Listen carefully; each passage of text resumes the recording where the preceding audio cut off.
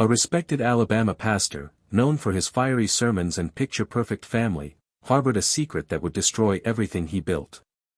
When his double life threatened to surface, he made a chilling choice: murder his own wife to protect the forbidden romance he shared with her brother. This story is not just about betrayal, it's about the darkness people will go to in order to protect their lies. Behind the pulpit, Pastor Caleb Whitmore preached holiness, family values, and the sanctity of marriage. But behind closed doors, he was consumed by a secret affair with his brother-in-law, Daniel Monroe.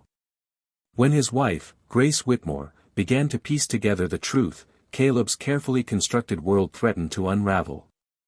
What followed was a tragic story of manipulation, lies, and cold-blooded murder in a small Alabama town. Before we dive into this twisted true crime story, make sure you hit that subscribe button and turn on notifications, so you never miss another deep dive into the most shocking crimes that shook communities to their core. And if you enjoy stories that unravel lies, betrayal, and tragedy, give this video a like. It really helps us bring you more stories like this. Montgomery, Alabama, was the kind of place where people still left their doors unlocked at night, where Sunday service was not just a tradition but a heartbeat that tied the community together. And at the center of it all was Pastor Caleb Whitmore. To the people of Montgomery, he was more than a preacher, he was the embodiment of godliness, a man whose very presence demanded respect and reverence. Caleb was 44 years old, tall and broad-shouldered, with the kind of posture that made him look like a figure carved straight out of stone. His booming voice filled the sanctuary of New Hope Baptist Church, each sermon a fiery blend of conviction and compassion.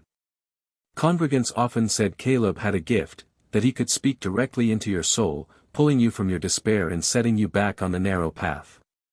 His words were a balm for the broken, and his counsel was sought by everyone, from struggling teenagers to elderly couples holding on to decades of marriage. At his side was his wife, Grace Whitmore, a woman who seemed almost too good to be true. At 41, she carried herself with the quiet elegance of someone who had found peace in serving others. Grace led the women's ministry, organized food drives, and volunteered at the local shelter. Mothers whispered about how they wanted to be like her, patient, kind, devoted. Fathers admired the way she supported her husband without ever stepping into his shadow. To their children, Abigail, 16, and Micah, 14, she was a guiding light, the parent who could be stern yet loving, firm yet soft when it mattered most. The Whitmores were the picture-perfect Christian family.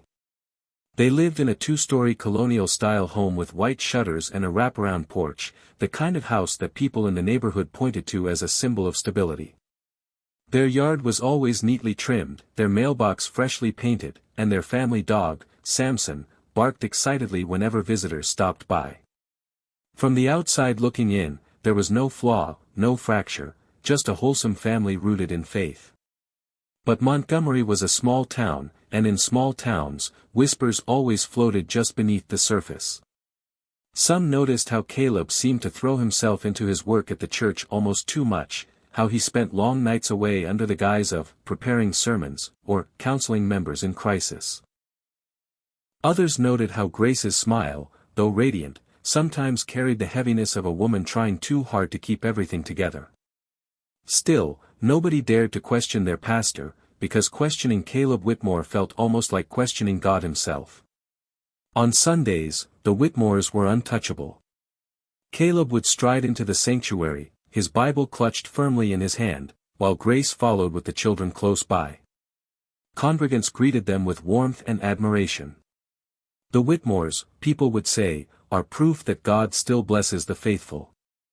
Women gushed about Grace's modest but graceful dresses, while men praised Caleb's leadership both in the pulpit and in the community. Together, they radiated the kind of respectability that inspired awe. Yet beneath the polished exterior, cracks were forming. Caleb's eyes, though bright in the pulpit, often wandered in moments of solitude. His hands shook when he thought nobody was watching. He had secrets, desires he buried so deeply that not even Grace suspected them in the early years of their marriage. He had built his life upon a foundation of carefully constructed lies, each one balanced precariously on top of the other. And now, with Grace's younger brother, Daniel Monroe, moving back into town, those lies were about to be tested in ways he could never have imagined. Daniel, though not yet fully a presence in this chapter, cast a shadow Caleb could already feel. For the first time in his life, Caleb wasn't just afraid of sinning, he was afraid of being seen. But no one in Montgomery could see it yet.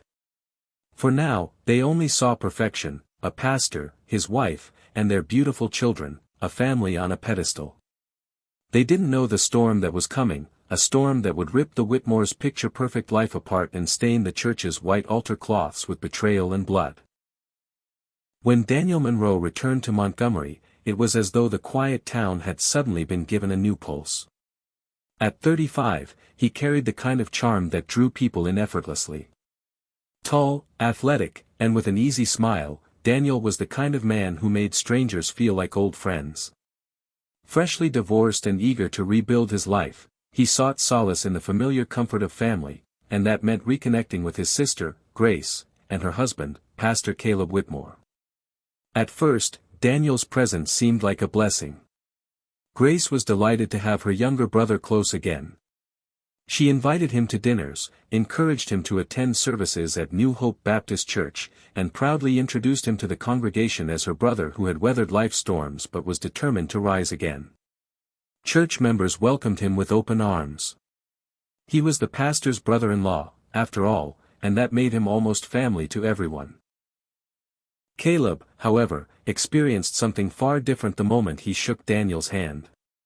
It was subtle at first, a flicker of warmth that lingered too long, a gaze that held just a second past propriety. Caleb told himself it was nothing.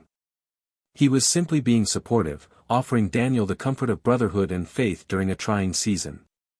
But the truth was undeniable. Caleb felt drawn to Daniel in a way that rattled him to his very core. It began innocently enough. After Sunday services, Caleb and Daniel would sit on the church's back steps, talking long after everyone else had gone home. Their conversations flowed effortlessly, from sports to scripture, from shared struggles to whispered dreams neither of them had voiced aloud to anyone else. For Caleb, it was intoxicating. Here was a man who saw him not as Pastor Whitmore, the flawless leader of New Hope Baptist, but as Caleb, a man with fears, desires, and weaknesses. Late-night phone calls soon followed. At first, they were about ordinary things, Daniel's job search, Caleb's frustrations with endless church responsibilities. But as the night stretched on, the tone shifted. Their voices grew softer, more intimate. Caleb found himself waiting for those calls, the way a parched man waits for rain. He began slipping into his study late at night, closing the door behind him while Grace slept upstairs, his heart racing at the sound of Daniel's voice through the receiver. It wasn't long before conversations turned into stolen moments. A touch on the shoulder that lingered too long. A glance across the dinner table that spoke louder than words. Caleb prayed fervently after those encounters, begging God to take away the temptation. But temptation didn't fade, it burned hotter. The first kiss came one night after a midweek Bible study. Daniel had offered to help Caleb lock up the church. They walked the darkened halls together, their footsteps echoing in the empty sanctuary. As they reached the back door, Daniel placed a hand on Caleb's arm. Neither spoke. The silence stretched taut until Caleb, trembling, gave in. Their lips met briefly, hesitantly, before Caleb pulled away, his chest heaving with guilt and exhilaration.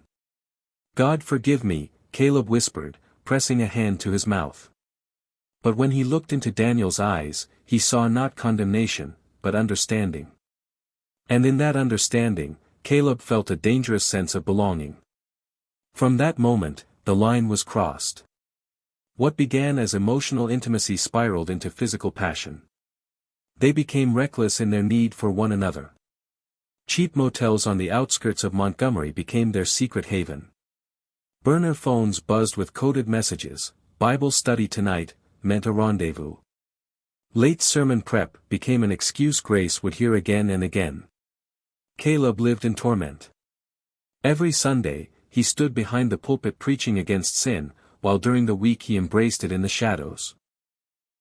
He warned his congregation of Satan's snares while entangling himself in one he couldn't resist. The hypocrisy gnawed at him, but the pull of Daniel's presence was stronger than any sermon he ever preached. Meanwhile, Grace began to notice subtle changes. Caleb's sudden absences. The secretive texts. The way his eyes lit up whenever Daniel was near. At first, she told herself she was imagining it. After all, this was her husband and her brother. What possible reason would there be for suspicion? But deep down, unease began to stir in her soul, and with every passing day, the cracks in the Whitmore's perfect life grew wider. What Caleb didn't realize was that while he thought he was hiding a private sin, he was setting into motion a chain of events that would unravel everything he had ever built. Forbidden desire had gripped him tightly, and soon, it would demand a price no one in Montgomery could have imagined. Grace Whitmore had always trusted her instincts. It was that same intuition that had carried her through motherhood, marriage, and the demanding role of being a pastor's wife. But lately, something gnawed at her, an uneasiness that she couldn't quite shake. At first, it was just small things, the way Caleb avoided her eyes when she asked where he'd been, the way his phone never seemed to leave his side anymore, or how he had suddenly developed an endless list of urgent, late-night meetings. Grace told herself it was stress. After all, being the head of New Hope Baptist Church was no small task. Caleb was constantly being pulled in every direction, counseling couples, organizing church events, visiting the sick. But deep down, she knew something was off. Her husband's absence didn't feel like duty, it felt like distance. One evening, as she cleared the dinner table, Grace noticed Caleb's phone buzzing against the counter. He had stepped into his study, leaving it unattended. She glanced at the screen. An unknown number flashing across it. Curiosity tugged at her, but Grace hesitated. They had built a marriage on trust, hadn't they? She forced herself to look away, stacking plates instead. But as the phone buzzed again, then again, her chest tightened. Something inside her whispered, "Look." When Caleb returned moments later, he snatched the phone up quickly, almost too quickly. "Church business," he muttered, shoving it into his pocket before she could say a word. Grace forced a smile, but a seed of doubt had been planted, and it was already growing. In the weeks that followed, the signs multiplied. Caleb became defensive whenever she asked simple questions. His sermons, once so passionate, now seemed hollow to her, as though his words were rehearsed lies rather than heartfelt truth. He began spending less time at home, claiming to be counseling struggling church members late into the night. Grace wanted to believe him, she really did, but her instincts screamed otherwise. Then there was Daniel. Grace adored her younger brother. Daniel had always been a bit of a free spirit, the charming risk-taker who contrasted her steady nature. When he moved back to Montgomery, she had been thrilled. But now, she couldn't ignore how often Caleb and Daniel were together. Caleb insisted it was brotherly bonding, that he was guiding Daniel back to faith after his divorce. But the way they laughed together, the way Caleb's eyes lingered on him, it made Grace uncomfortable in ways she couldn't quite explain. One Sunday evening, after a particularly long day at church, Grace walked into the living room to find Caleb and Daniel sitting far too close on the couch. Their conversation stopped abruptly the moment she entered, their laughter dying in their throats. Caleb stood up almost immediately, mumbling something about preparing his sermon for next week, while Daniel avoided her gaze, his cheeks flushed. Grace said nothing, but the unease in her heart deepened. Determined to find answers, Grace began paying closer attention.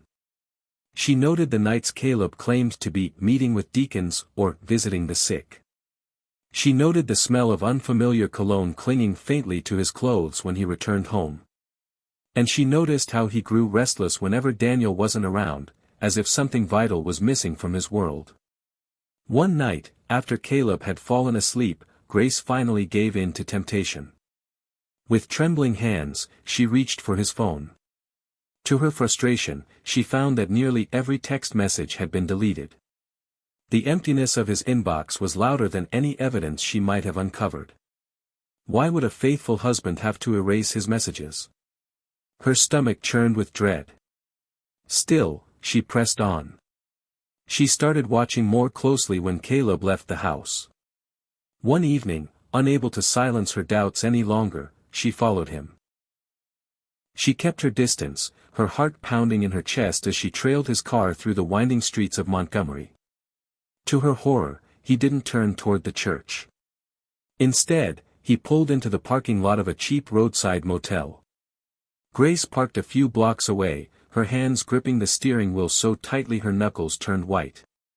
She sat in silence as tears filled her eyes, refusing to fall. She didn't want to believe it.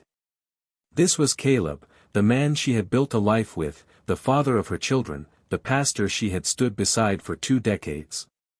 But the truth was staring her in the face. Her husband was hiding something dark enough to send him to seedy motels late at night. She wanted to storm inside, to catch him in the act, but fear held her back. Instead, she drove home in silence, her body trembling, her mind racing with questions. Who was he meeting? Why was he doing this? And most painfully, was she not enough for him anymore?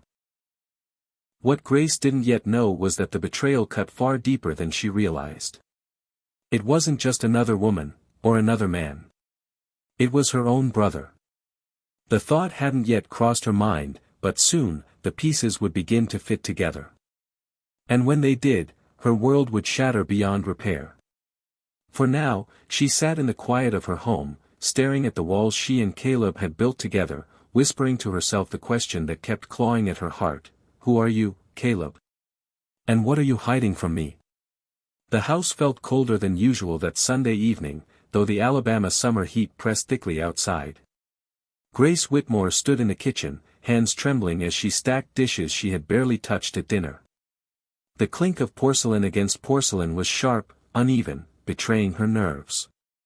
Caleb sat in the den with his Bible open, but he wasn't reading. He hadn't been reading for weeks. His eyes were on the words, yes, but his soul was elsewhere. Grace had seen it. Felt it. For months, her suspicions had burned in silence. She had combed through her memories for proof she wasn't crazy, the long, unexplained absences, the strange excuses, the whispered phone calls late into the night. But it was the look in Caleb's eyes whenever Daniel walked into the room that told her the most. That soft, flickering warmth. That hunger he tried to bury beneath his sermons. Tonight, Grace wasn't going to bury it anymore. She wiped her hands on a dish towel, heart hammering against her ribs, and walked into the den. Caleb didn't look up. His fingers traced the thin pages of scripture, but the verse wasn't registering. She could see it in his blank stare. Caleb, she said quietly. He lifted his head, startled. His voice was tired when he answered, yes, Grace. She swallowed hard, her throat dry. We need to talk. No Bible. No sermon. Just you and me. A beat of silence. Caleb closed the Bible slowly, almost reverently, and set it aside. His jaw flexed as if preparing for battle. All right, he said carefully. Talk.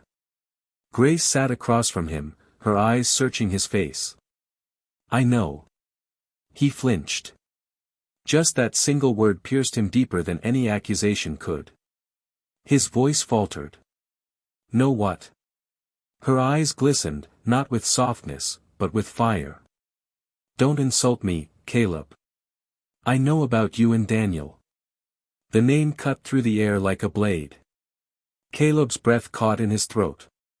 His hands clenched the armrests of the chair, knuckles widening. Grace, he began, but she held up a trembling hand. Don't. Don't you dare. I've been patient. I've tried to believe the lies. But I've seen it with my own eyes. The way you look at him. The secret touches. Do you think I don't notice when he leaves this house late at night and you come back hours later smelling like his cologne? Caleb shut his eyes tight. A heavy silence hung between them. "You took vows with me, Caleb," Grace whispered, voice breaking now. "Before God. Before our families. You stood in front of the whole congregation and said I was your partner, your one and only. And all this time," she paused, choking back tears. "You've been lying to me. Lying to the church. Lying to yourself." Caleb's chest rose and fell unevenly. His face was pale, caught between shame and rage. "I didn't plan this, Grace," he said hoarsely. "I didn't. I didn't want it to happen. But Daniel." Her sob cut him off, sharp and ragged. "Don't you dare blame him. Don't you dare twist this into something holy. This is sin, Caleb. This is betrayal. Of me. Of everything you claim to stand for." The weight of her words crushed him. For a moment, Caleb looked small, almost broken. His eyes flickered with something raw, a desperation that could not be tamed. He leaned forward, elbows on his knees, his voice low and shaking. "If this comes out," he whispered, "everything I've built will be gone. The church. The people who look up to me. My ministry. My name. They'll destroy me, Grace. They'll destroy us." Grace stood now, trembling but resolute. "You already destroyed us, Caleb." The words hit like a hammer. His breath came in shallow bursts, the denial rising in his throat, but no excuses formed. Only fear.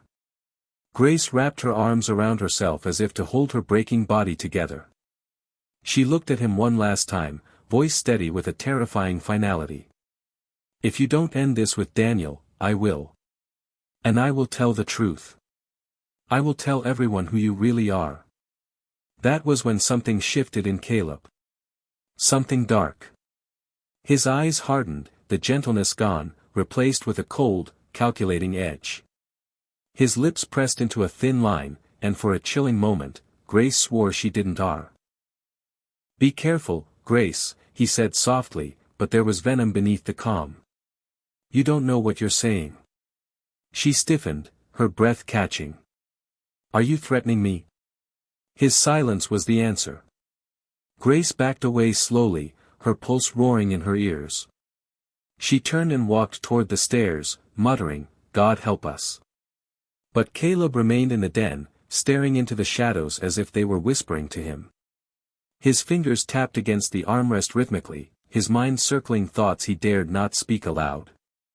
Thoughts about survival. About silence. About how fragile a secret really was once someone else held it in their hands. For the first time, he thought about what it would mean if Grace were gone. The image came unbidden, her face pale in candlelight, her body still, her voice silenced forever. He shook his head violently, pushing it away, but it lingered, poisoning him. In the upstairs hallway, Grace closed the bedroom door, pressing her back against it, chest heaving. She had seen the look in his eyes. The kind of look that didn't just hold shame or guilt. It held danger. And though she had spoken bravely, in her heart Grace felt it, something terrible was coming. Something she might not survive. The church bell tolled softly in the night, though no one was there to hear it. Outside, the Alabama sky hung heavy with thick, humid air, the kind that made the crickets chirp and the cicadas hum in restless harmony. But inside the parsonage, silence was king, ominous, suffocating, and waiting for a single sound to break it. Grace Whitmore stood in the dim kitchen, clutching the phone in her hand. Her heart hammered wildly as she stared at the screen, Caleb's name glowing in her recent calls. She had pieced enough together to know Caleb wasn't just hiding something trivial. Tonight, she was going to end it, whether he liked it or not. The front door creaked open. Caleb entered, his shirt unbuttoned at the collar, his tie shoved hastily into his pocket.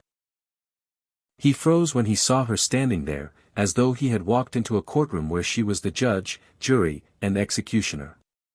"Grace," he said softly, his voice unusually calm. "Why are you still up?" Caleb stepped closer, his voice trembling but low. Grace, listen to me. If this gets out, everything is ruined.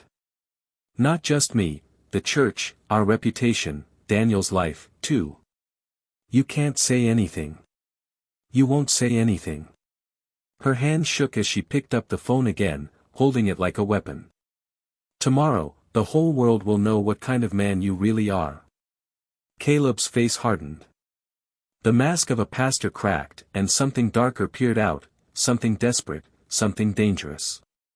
He reached for her wrist, but she yanked it back. Don't you touch me, she hissed. If you think you can scare me into silence, you're wrong. He stood there, his chest rising and falling, the storm inside him finally breaking through his carefully crafted facade. For a fleeting moment, Grace thought he might beg. Instead, Caleb whispered words that chilled her blood. Then you leave me no choice. Her eyes widened, realizing too late what he meant. She turned to run toward the back door, but Caleb was faster. His hand slammed against the wood, trapping her. Caleb, don't, please, don't, she cried, tears streaming down her face. He grabbed her shoulders, shaking with fury and fear. You don't understand. If you speak, everything I've built is gone. Everything I am is gone. Grace struggled, pounding her fists against his chest, but his grip tightened. In a frenzy of desperation, he pushed her back, her head hitting the edge of the counter with a sickening crack. For a moment, the world seemed to stop. Grace gasped, her eyes blinking rapidly, her knees buckling. Caleb stared at his hands, horrified by what he'd done, yet frozen, unable to undo it. Grace, his voice broke. Grace, stay with me. But she staggered, blood trickling down her temple. She tried to speak, but only a choked whisper came out. You killed me, long before tonight. And then her body crumpled to the floor. Caleb knelt beside her, shaking her shoulders, begging her to open her eyes. But the stillness in her chest told him it was too late. The silence of the sanctuary had claimed her. He collapsed beside her, sobbing, the man of God reduced to a murderer in his own home. He whispered prayers that would never be answered, rocking back and forth as the reality of what he had done crushed him beneath its weight. And outside, the church bell tolled once more, as though marking the death of both a woman, and the soul of the man who took her life. The front door creaked open. Grace. Caleb, a familiar voice called. Daniel stepped into the living room. Grace. Daniel's voice grew sharper as he stepped into the kitchen. His eyes locked on his sister's lifeless body. The color drained from his face. Oh my God. Grace. He dropped to his knees beside her, shaking her shoulders as if she might wake. No, no, no. Grace, please. Grace. Caleb staggered forward, his hand outstretched.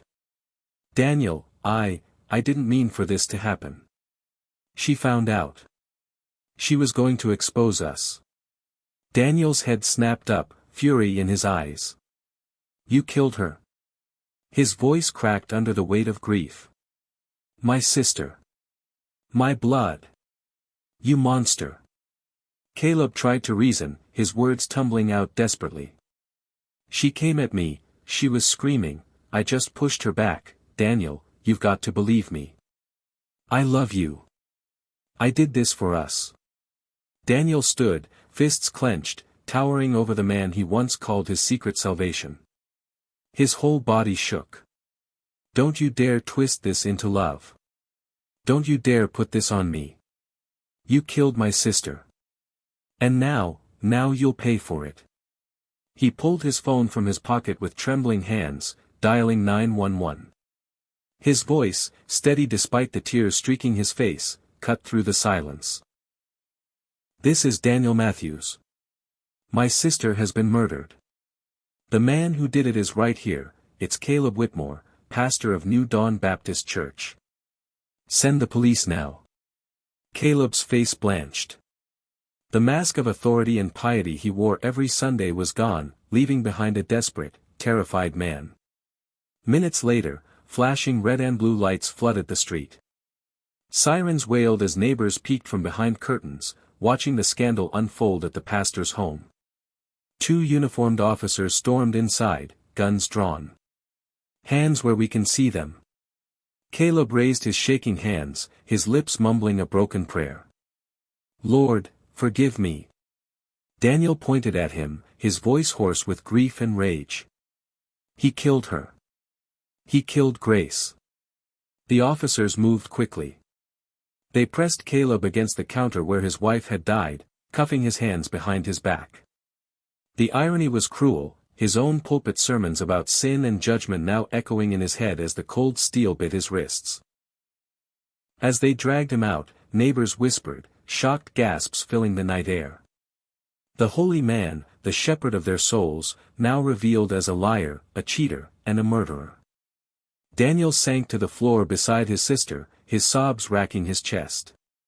The woman who had raised him after their parents' death, the sister who had defended him, who had loved him unconditionally, gone, all because of a secret he should never have shared. Months later, the courtroom was packed. Reporters scribbled notes, cameras flashed, and the air buzzed with morbid fascination. The jury didn't deliberate long. The evidence was undeniable: blood spatter analysis, Caleb's fingerprints, Daniel's eyewitness testimony, and the affair that gave motive. The judge's gavel slammed down, the sound sharp and final.